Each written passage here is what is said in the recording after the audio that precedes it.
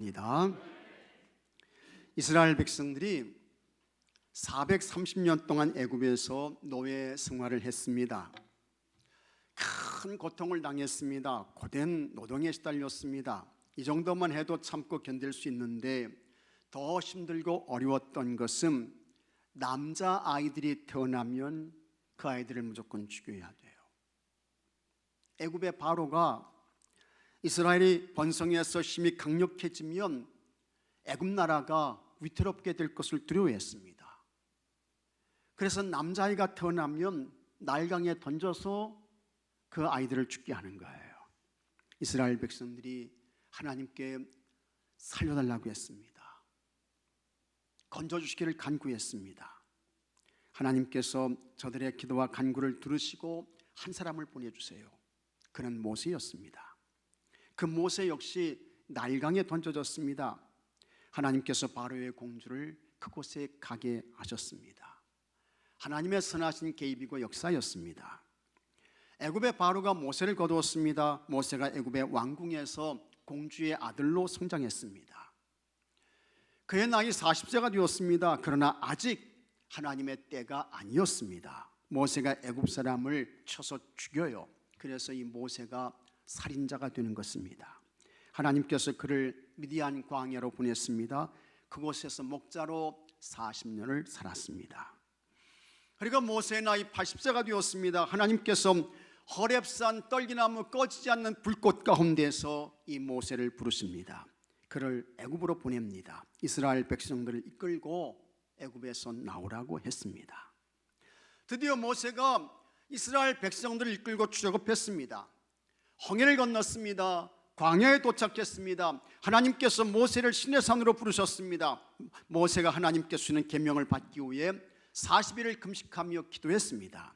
그리고 하나님께서 이스라엘 백성들에게 하나님의 거룩한 성민으로 살기 위해 10계명을 두 돌판에 새겨주셨습니다. 그러나 시내산 아래에 있었던 이스라엘 백성들은 모세가 산에서 더디 내려오게 되자 참지를 못합니다. 기다리질 않았어요. 그래서 그들이 금송아지를 만들었습니다. 하나님께서 크게 진노하셨습니다. 이 사건으로 이스라엘 백성들이 3,000명 정도가 죽습니다. 그때에 모세가 하나님께 이렇게 기도합니다. 출애굽기 32장 32절에 다 같이 읽겠습니다. 그러나 이제 그들의 죄를 사하시옵소서. 그렇지 아니하시오면 원하건대 주께서 기록하신 책에서 내 이름을 지워버려 주옵소서. 모세의 간절한 중보의 기도입니다. 이스라엘 백성들의 죄를 사해 달라고 했습니다. 그렇지 않으면 자기 이름을 하나님의 기록의 책에서 지워달라고 했습니다. 그 정도로 하나님께서 크게 진노하셨던 거예요. 하나님께서 모세의 기도를 들으셨습니다. 그리고 하나님의 진노를 거두십니다. 하나님께서 모세에게 이스라엘 백성들을 이끌고 가나안 땅으로 가라고 말씀하십니다. 그런데 그때에 하나님께서 너무 심각한 말씀을 모세에게 말씀하십니다. 출애굽기 33장 3절에 자 같이 읽겠습니다.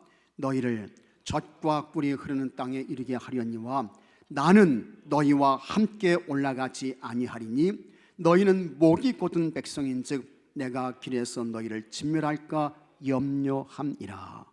이게 하나님 말씀이에요. 모세, 너는 이스라엘 백성들을 이끌고 가나안 땅으로 가. 그러나 나는 너희들과 함께 가지 않겠다. 하나님 말씀하셔요. 왜 그러냐? 가나안 땅을 향해 가는 도중에 이스라엘 백성들이 범죄할 것이 틀림이 없는데, 그러면 내가 진노해서 너희들을 다 진멸할 것 같으니 난 너희들과 함께 가지 않겠다. 하나님께서 말씀하십니다. 하나님의 말씀을 들은 모세가 참 충격받은 거예요. 걱정이 앞서요. 그래서 기도합니다. 하나님 그러지 마세요. 하나님 왜 그러세요? 하나님 안 됩니다. 간절히 기도하지요. 그러자 하나님께서 함께 가지 않겠다고 하는 그 뜻을 돌이키십니다. 그리고는 하나님께서 너희들과 함께 갈게 약속해 주십니다. 그때에 모세가 하나님께 아주 중요한 한 가지를 요청해요. 모세가 이렇게 말합니다. 출애굽기 33장 18절에 같이 읽겠습니다. 모세가 이르되 원하건대 주의 영광을 내게 보이소서.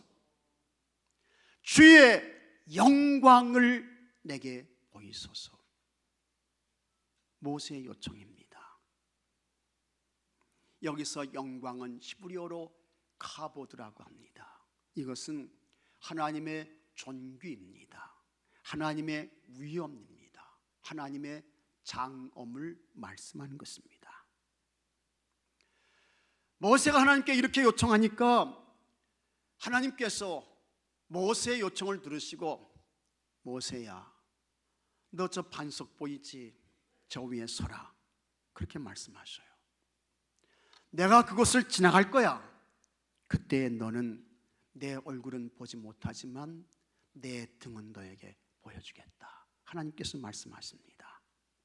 출애굽기 33장 22절입니다. 같이 읽겠습니다.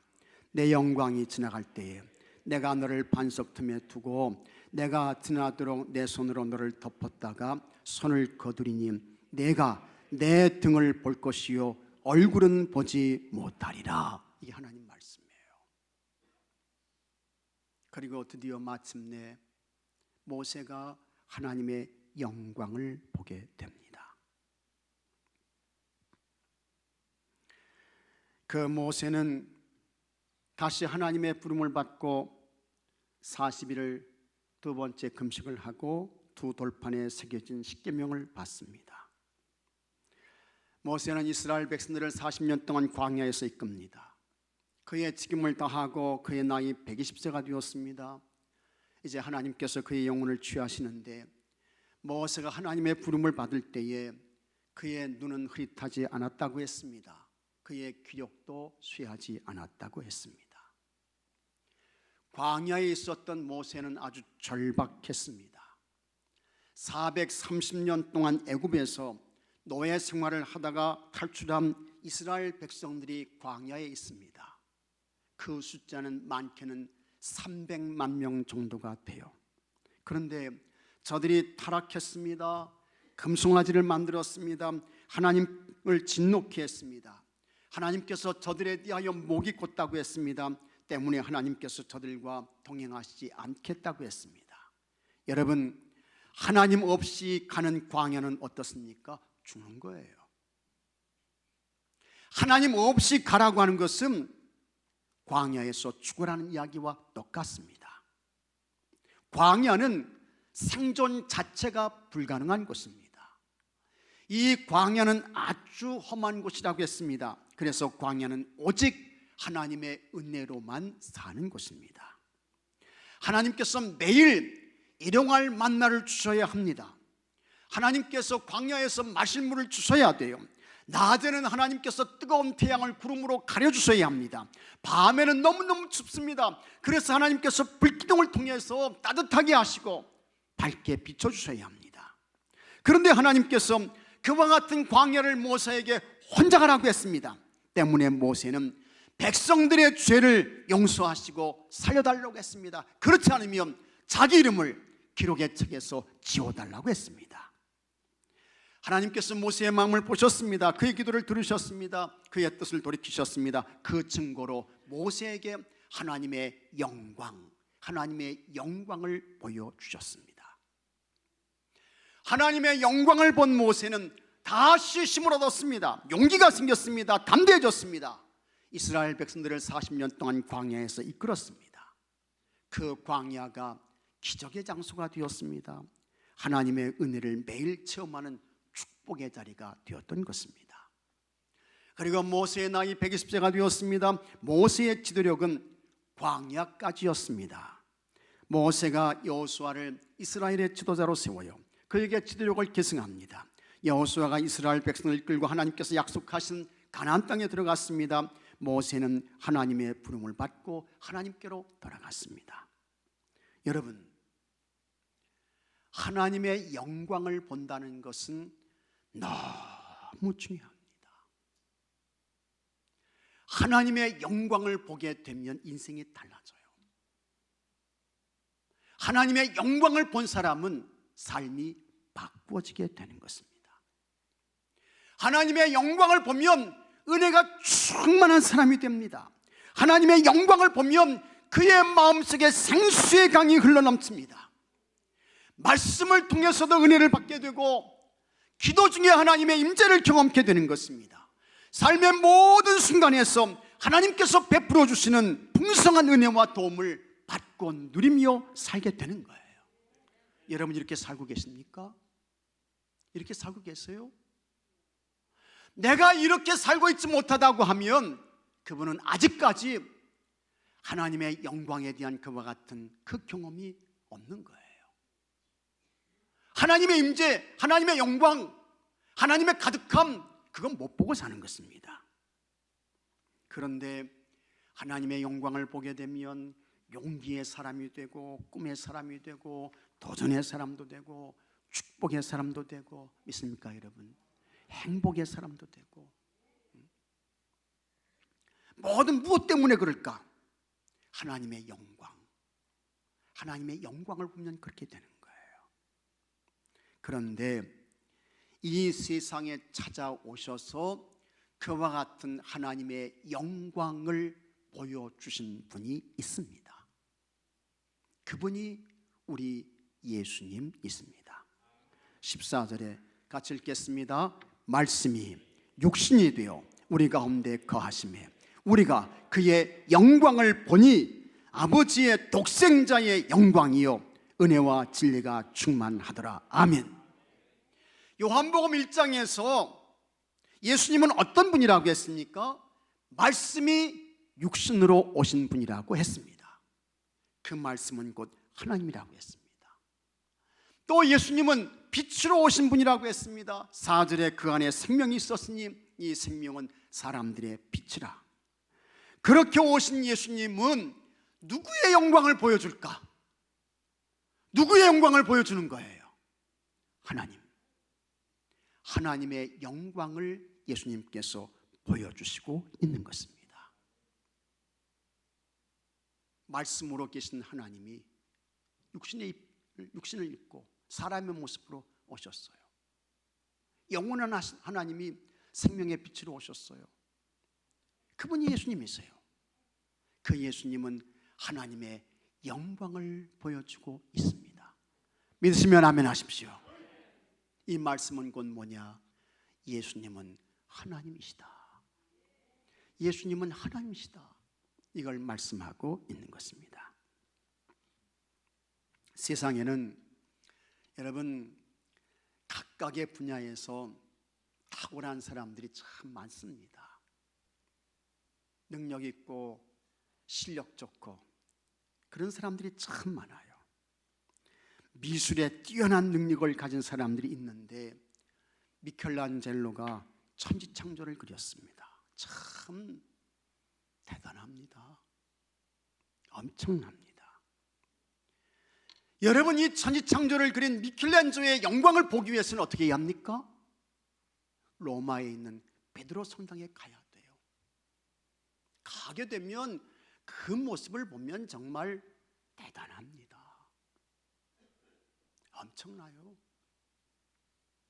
저도 이것을 가보았는데 정말 굉장하죠. 음악에 탁월한 그와 같은 능력과 실력을 가진 사람들이 많습니다. 핸델의 메시아 참 훌륭합니다. 이 핸델의 영광을 보기 위해서는 어떻게 해야 합니까? 할렐루야가 연주되고 할렐루야가 불려지는 곳에 가야 합니다. 그러면 핸델의 영광을 보게 되는 거예요. 여러분, 21세기의 최고의 축구 선수를 꼽으라고 하면 누구입니까? 얼마 전에 이제 필레라는 분이 이제 세상을 떠났는데, 어쨌든 그분보다 더 탁월한 사람은 아마도 리오넬 메시가 아닐까 이렇게 이제 생각됩니다. 이 리오넬 메시는 지난 2022년 카타르 월드컵에서 그의 조국 아르헨티나를 이제 우승으로 이끈 그런 사람이죠. 아시는 대로 우리나라는 기적적으로 이 포르투갈을 2대1로 이렇게 물리쳐가지고 우리나라가 이제 16강에 이렇게 올라갔어요. 참 엄청난 그런 기적 같은 사건이 이제 있었습니다. 리오넬 메시는 모두 7경기에서 13골을 넣었습니다. 그리고 8개의 도움이 있었습니다. 이 메시라는 이 선수는 2021년에 스페인 바르셀로나에서 프랑스의 파리 생제르맹 팀으로 이적을 했습니다. 그런데 그때에 4년 계약금이 4년을 파리 생제르맹 팀에서 뛰는 거예요. 그런데 4년 계약금이 7,520억 원입니다. 굉장하죠. 그리고 이 선수가 1년에 받는 연봉은 얼마냐? 1,880억 원이에요. 1년에 받는 돈이. 굉장하죠. 이 선수의 영광을 보기 위해서 어떻게 해야 합니까? 메시가 축구 경기를 뛰는 그 축구장에 가야 합니다. 그곳에서 이 선수의 영광을 보게 되는 거예요. 위대한 학자가 있습니다. 과학자도 있습니다. 의사도 있습니다. 그들의 영광을 보기 위해서는 어떻게 해야 합니까? 학자의 영광을 보기 위해서는 그 사람이 강의하는 강의실로 가야 돼요. 과학자의 영광을 보기 위해서는 어떻게 해야 합니까? 그 사람이 연구하고 있는 연구실로 가야 합니다. 훌륭한 의사가 있습니다. 그 의사의 영광을 보기 위해서는 어떻게 해야 합니까? 우리가 볼 때는 똑같아요. 훌륭한 의사나 그렇지 않은 사람이나 다른 게 뭐가 있어요? 근데 진짜 그 의사의 영광을 보기 위해서는 어떻게 해야 합니까? 그 의사가 수술을 하고 있는 수술실로 가야 됩니다. 그러면 그곳에서 수술을 통해서 사람을 살려내는 그와 같은 의사의 영광을 보게 되는 것입니다. 그런데 우리 하나님은 가장 높으신 분입니다. 하나님은 가장 크신 분입니다. 하나님은 지극히 존귀하신 분이세요.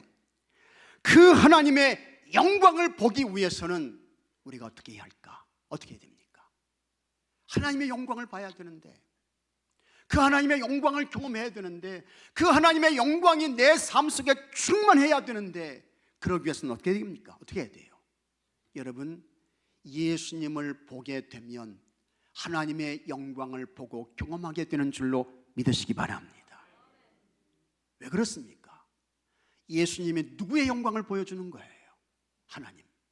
하나님의 영광을 보여주기 때문에 그런 것입니다. 여러분, 성경을 보십시오. 성경에는 두 종류의 사람들이 나오는 것을 우리가 보게 됩니다. 특히 이제 우리가 복음서의 말씀을 보게 되면 예수님 곁에는 언제나 많은 사람들이 예수님을 따라다녔습니다. 수만 명의 사람들이 예수님을 쫓았어요. 예수님께서 공생애의 3년의 삶을 사셨는데 예수님께서 말씀을 선포하십니다. 하나님 나라 천국의 비밀을 선포하고 가르치는 거예요. 예수님께서 갖가지의 기적을 행하십니다. 병든 자를 고치셔요. 죽은 자를 살려냈습니다.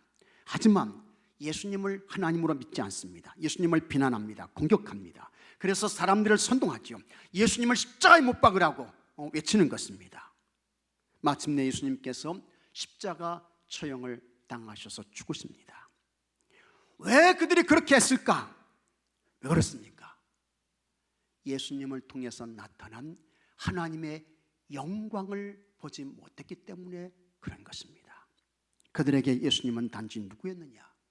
여전히 그 예수님은 저 갈릴리 가난한 목수, 그 목수에 불과했던 것입니다. 반면에 어떤 사람들은 예수님을 통해서 하나님의 영광을 보았습니다. 그래서 예수님이 하나님으로 믿어졌습니다. 고백되었습니다. 그 예수님을 전해요 증거합니다. 예수님을 위한 순교자가 됩니다. 요한복음 20장에 보면 부활하신 예수님께서 제자들에게 찾아오십니다.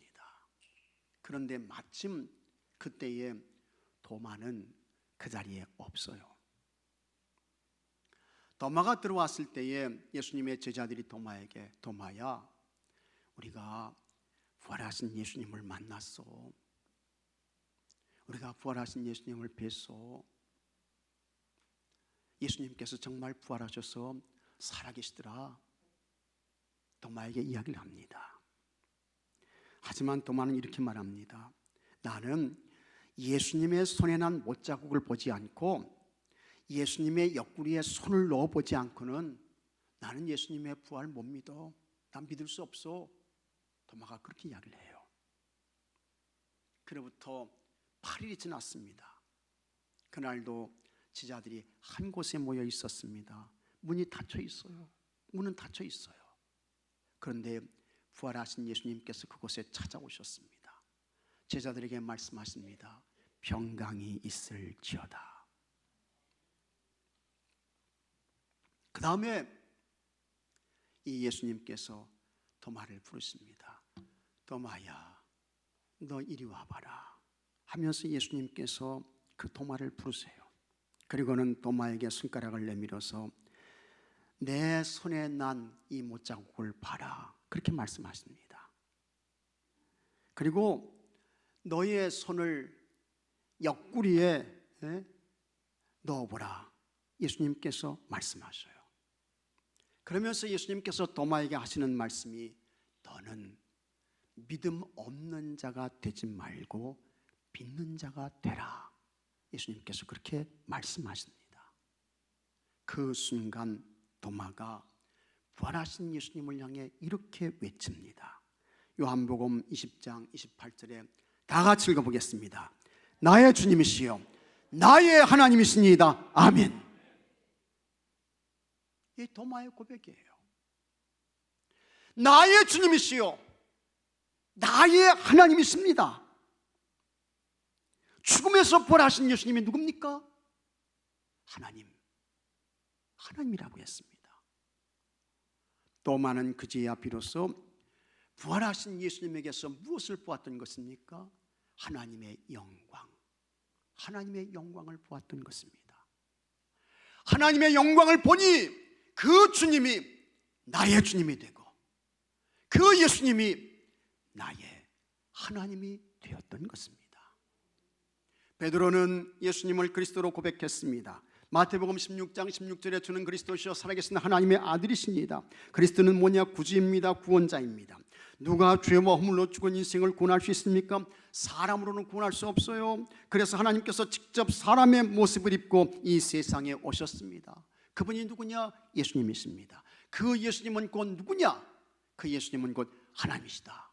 그걸 베드로가 고백하고 있는 것입니다. 사도 바울은 예수님의 하나님 되심을 다음과 같이 말씀했습니다. 빌립보서 2장 6절에 다 같이 읽어보겠습니다. 그는 근본 하나님의 본체시나 하나님과 동등됨을 취할 것으로 여기지 아니하시고 오히려 자기를 비워 종의 형체를 가지사 사람들과 같이 되셨고. 아멘. 그는 근본 하나님의 본체시나, 이 말씀은 뭡니까? 예수님은 하나님이십니다. 그걸 말씀하고 있는 거예요. 예수님 하나님이십니다. 그걸 말씀한다고요. 마태복음 1장에 예수님의 성탄에 대한 기사가 나옵니다. 우리 예수님은 성령으로 잉태되셨습니다. 믿으시면 아멘 하십시오. 성령 잉태하셨어요. 동정녀 마리아의 몸을 빌려서 이 세상에 오셨습니다. 그때에 동방의 박사 3명이 별을 보고 유대 땅 베들레헴에 왔습니다. 이 동방은 페르시아입니다. 이 동방의 박사들은 별을 연구하는 사람들이에요. 그 동방의 박사들을 인도하던 별이 베들레헴에 멈추었습니다. 가서 보니까 이게 왕궁이 아닌 거예요. 이게 대궐이 아닌 거야. 별이 멈추고 그 별이 빛을 비추는 것은 마구간이야. 마구간. 그 안으로 들어갔어요. 한 아이가 태어났는데 마을 구유에 이 태어난 아이가 눕혀 있는 것입니다. 왕궁도 아니고 대궐도 아니고 아주 그냥 폭신한 금과 같은 묘가 깔려 있는 그런 것도 아니고 마구간에서 한 아이가 태어났는데 구유에 높여 있어요. 그런데 별이 그곳을 비추고 있어. 그때 이 동방 박사들이 어떻게 했습니까? 그 구유에 눕혀 있는 아기 예수님께 경배를 드립니다. 경배했다는 것은 엎드려 큰 절을 올리는 거예요. 여러분 생각해 보세요. 궁궐 아니래도요, 왕궁이 아니래도요, 따뜻한 요가 깔려있지 않습니다. 마구간이에요. 구유에 눕혀 있어요, 한 아이가. 그런데 동방의 박사들은 그 태어난 아기에게 큰 절을 올립니다. 그리고 그들이 가져온 보배합을 열게 되는 것입니다. 그들이 태어난 그 예수님께 황금을 드립니다. 유향을 드립니다. 모략을 띄어요. 왜 하필이면 황금과 유향과 모략일까? 아주 중요한 영적 의미가 있습니다. 이 황금은 왕권을 상징하는 거예요. 그러니까 큰 마구간에 태어나셔서 구유에 눕혀 있는 당신은 왕이십니다. 그걸 고백하고 인정하고 있는 것입니다. 유향은 예수님의 대제사장직을 말씀합니다. 예수님은 죄가 없으신 영원한 대제사장이 되십니다. 그걸 믿음으로 고백하고 인정하면서 유향을 드렸던 것입니다. 모략은 예수님의 죽음을 말씀합니다. 메시아의 죽음, 그리스도의 죽음을 말씀하는 거예요. 그러니까 동방 박사들이 먼 길을 모아서 아기 예수님께 예물을 드린 거, 그것은 여러분 우연이 아닌 것입니다. 어쩌다 된 것도 아니에요. 그들은 이미 별을 보고 이 세상에 엄청난 굉장한 분이 태어나신 것을 알았고, 황금과 유약을 모략을 예수님께 드림으로 그 예수님을 통해서 하나님의 영광을 보았던 것입니다. 전설에 의하면 동방박사 세 사람은 예수님의 제자였던 도마에게 세례를 받았다고 합니다. 그들은 모두 예수님을 통해서 하나님의 영광을 본 좋은 성도들이 되었습니다. 사도 요한은 예수님을 통해서 본 하나님의 영광을 다음과 같이 말씀했습니다. 14절 말씀 다시 한번 읽어보겠습니다. 말씀이 육신이 되어 우리 가운데 거하심에 우리가 그의 영광을 보니 아버지의 독생자의 영광이요 은혜와 진리가 충만하더라. 요니스라는 사람이 있었습니다. 이 사람은 17세기의 사람이에요. 목사였습니다. 탁월한 고전학자였습니다. 옥스퍼드 대학의 교수였습니다. 아버지도 목사예요. 훌륭한 아버지의 신앙 지도를 받고 자란 아들이 어려서부터 믿음 좋은 아이로 성장했을 것 같지만 아니었습니다. 어릴 적에는 교회에 의무적으로 다녔습니다. 그러다가 중학교, 고등학교에 가면서 믿음을 잃어버렸어요. 여러분 가정의 자녀들 가운데에도 이런 아이들 많죠. 이런 자녀들 많아요. 윤유수가 교회를 떠났어요. 신앙에서 멀어졌습니다. 아버지는 목사인데 이걸 어떻게 해야 할까? 이 문제를 가지고 하나님 앞에 간절히 기도합니다. 그렇다고 여러분 이 신앙이 강압적으로 강제적으로 이게 됩니까? 이게 안 되잖아요. 그러다가 청소년기에 그 아이가 더 그릇된 길로 빗나가면 어떻게 되나? 이게 이제 염려가 되는 거예요. 그래서 이 유니스의 아버지는 인내하면서 꾸준히 하나님께 기도하며 하나님의 도움을 구합니다. 어느 날 기도하는 중에 한 가지 생각이 떠올랐습니다. 아들이 가끔 아버지의 서재를 들을 때면 항상 찾아가는 곳이 있었는데 그곳에 신약 성경을 펼쳐놓기로, 신약 성경을 이렇게 이제 놓기로 한 것입니다. 언젠가 하나님께서 내 아들의 눈을 열어주시면 아들이 성경책을 보게 되는 날이 있을 것이다. 그리고 기도하며 기다립니다. 그러던 어느 날 정말 아버지가 없을 때에 유니우스가 서재로 들어옵니다. 어떤 생각에 골멸하면서 늘 하던 대로 자기가 가던 그 자리로 가요. 그런데 그곳에 책이 한 권 놓여 있는 거예요. 책이 한 권 놓여 있어. 그래서 이 유니우스가 무심코 그 책을 펼치게 되는데 놀랍게도 요한복음 1장 1절의 말씀이 나옵니다. 태초에 말씀이 계시니라. 이 말씀이 하나님과 함께 계셨으니 이 말씀은 곧 하나님이시니라. 이 구절을 슬쩍 보는데 뭔가 가슴을 치는 것 같아요. 그는 이미 대학에서 철학과 논리학을 배웠습니다. 그의 눈에 요한복음 1장 1절의 논중 구조가 아주 매력적으로 보였습니다. 이거 대단한데, 3단계 논중 구조를 가지고 있는데 매우 간결하면서도 힘이 있네. 자기도 모르게 감탄이 나왔습니다. 거기서 그는 멈출 수 없어서 요한복음 1장 전체를 읽어 내려갑니다. 읽어갈수록 자꾸 이상해지는 느낌을 강하게 받습니다. 태초에 말씀이 계셨는데 이 말씀이 하나님과 함께 계셨고 그 말씀이 곧 하나님이라고, 마음이 자꾸 이상해지는 것을 느낀 이 윤유수가 성경을 덮어요. 그리고 황급하게 서재를 나옵니다. 하지만 그의 마음이 진정이 되지 않습니다. 충격을 받았다고 할까, 불안하다고 할까, 무엇에 쫓긴다고 할까, 하여튼 말로 표현할 수 없는 어떤 긴장감이 그를 사로잡게 됩니다. 하루 종일을 보내도 밤을 지새워도 마음이 가라앉지를 않아요. 모두 뭡니까? 이게 여러분 하나님의 은혜예요. 하나님의 역사예요. 성령님의 개입인 것입니다. 이게 성령님의 역사야. 여러분들이 예수님 믿고 구원받을 때에도 이런 역사들이 다 틀림없이 있었어요. 그러다가 너무 견딜 수 없어서 자기도 모르게 무릎을 꿇습니다. 그리고 그의 입으로 이렇게 말합니다. 예수님이 하나님 되심을 제가 믿습니다. 예수님이 하나님이신 것을 제가 고백합니다. 그 순간 형용할 수 없는 평안이 그의 마음을 지배하기 시작합니다. 불안하고 초조하며 무엇에 쫓기는 것 같았던 것이 다 사라져요. 큰 태풍이 지나간 후에 잠잠해진 것 같은 고요함과 평안이 그에게 임했습니다. 엄청난 신비스러운 영적 체험을 한 거예요.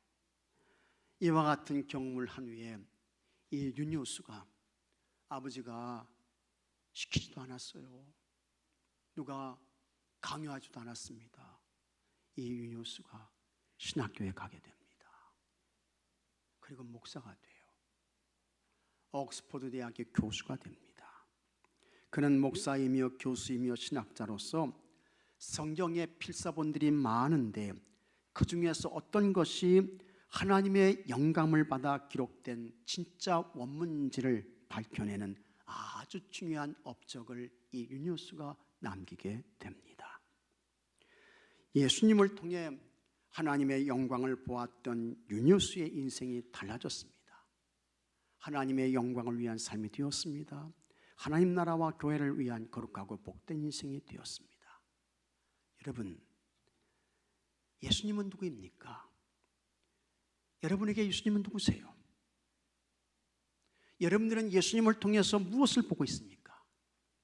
예수님은 하나님이십니다. 그 예수님을 통해서 하나님의 영광을 보셔야 됩니다. 예수님이 하나님인 것을 보게 되고 예수님을 통해서 하나님의 영광을 경험하게 되면 여러분, 영혼의 모든 질병이 다 사라집니다. 죄의 문제가 해결돼요. 죽음의 문제가 해결돼요. 구원의 문제가 싹 풀려집니다.